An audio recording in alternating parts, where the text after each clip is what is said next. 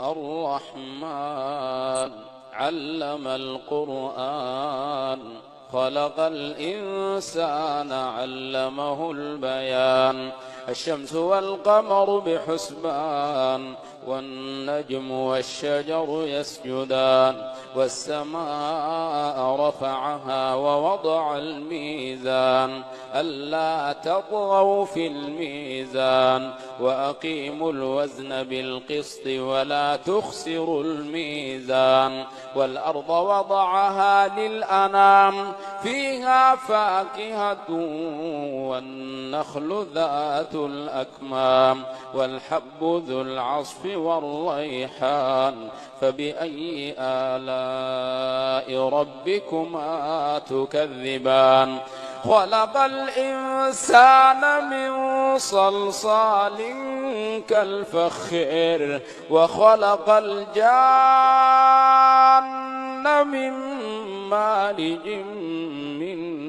نار فبأي آلاء ربكما تكذبان رب المشرقين ورب المغربين فبأي آلاء ربكما تكذبان مرج البحرين يلتقيان بينهما برزخ لا يبغيان فبأي آلاء ربكما تكذبان يخرج منهما اللؤلؤ والمرجان فبأي آلاء ربكما تكذبان وله الجوار المنشآت في البحر كالأعلام فبأي آلاء ربكما تكذبان كل من عليها فان ويبقى وجه ربك ذو الجلال والإكرام فبأي آلاء ربكما تكذبان يسأله من في السماوات والأرض يسأله من في السماوات والأرض كل يوم هو في شأن فبأي آلاء ربكما تكذبان سنفرغ لكم أيها الثقلان فبأي آلاء ربكما تكذبان يا معشر الجن والإنس إن استطعتم أن تنفذوا من أقطير السماوات والأرض فانفذوا لا تنفذون إلا بسلطان فبأي آلاء ربكما تكذبان يرسل عليكما شواظ من نار ونحاس فلا تنتصران فبأي آلاء ربكما تكذبان فإذا انشقت السماء فكانت وردة كالدهان فبأي آلاء ربكما تكذبان فيومئذ لا يسأل عن ذنبه إنس ولا جان فبأي آلاء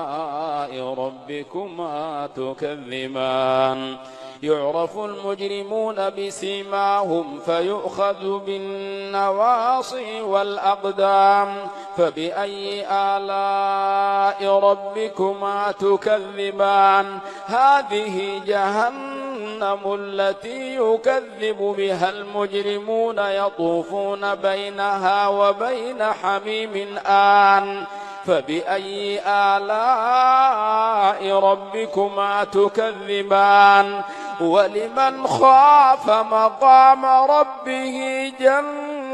جنتان فبأي آلاء ربكما تكذبان ذواتا أفنان فبأي آلاء ربكما تكذبان فيهما عينان تجريان فبأي آلاء ربكما تكذبان فيهما من كل فاكهة زوجان فبأي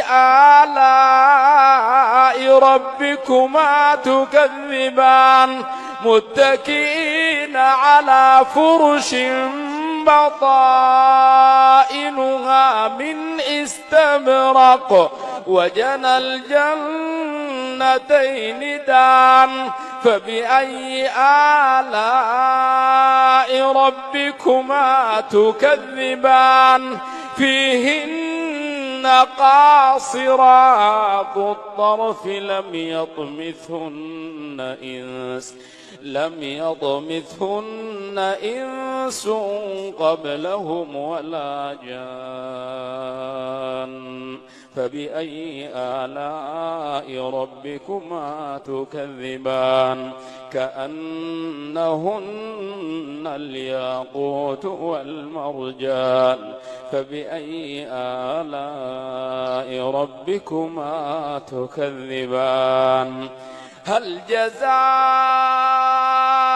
الإحسان إلا الإحسان فبأي آلاء ربكما تكذبان ومن دونهما جنتان فبأي آلاء ربكما تكذبان